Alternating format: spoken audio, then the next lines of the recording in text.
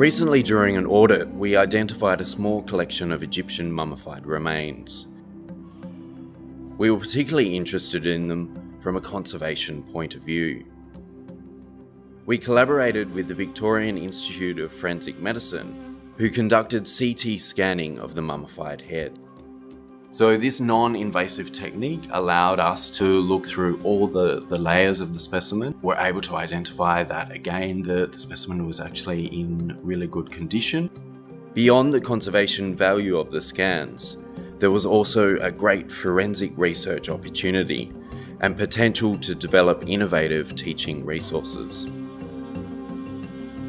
We believe the head is over 2,000 years old.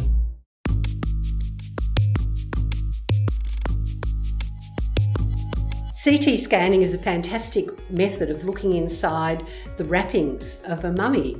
We've been CT scanning mummies since the 1990s, and as the technology with CT scans improves, we get more information. We can look at the density of bones, the thickness of bones, we can go inside the body. And with this head, we've got an excellent example of mummification. We can't see any injuries, but we can see that the young woman had severe abscesses around her teeth, her gums and so forth, and this would have caused her quite a lot of pain and possibly may have impacted on her health as well. With our multidisciplinary team, we are discovering more and more about this young woman. And in this case, this head has artificial eyes. So that's not uncommon for ancient Egyptian mummies, where the ancient embalmers attempted to make the person look as much as they were in life as they are in death. So my involvement in this project was essentially to analyse the data of the CT scan files from Victorian Institute of Forensic Medicine and create a 3D model. The CT scanner will pick up a lot more than just the skull itself. That model was pretty much split in half and then built in two sections, and that was about 140 hours of printing all up. There's a lot to consider with the actual model itself and how the mesh is constructed.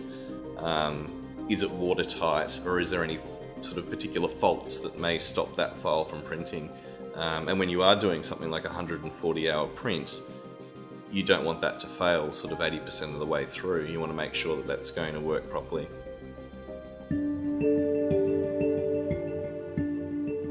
As a sculptor, I'm taking the techniques of forensic facial reconstruction and applying them to the skull of the mummy. Forensic facial reconstruction is a technique which combines art and science, and it's used to identify remains. The reconstruction process involves tissue depth markers. Tissue depth markers are measurements taken at specific points across the face and are based on a specific population. And in this case, we use data taken from modern day Egyptians.